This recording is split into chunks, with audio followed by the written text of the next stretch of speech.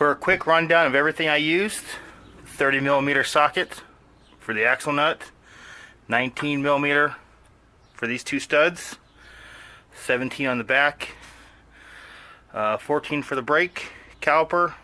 Pulled that off.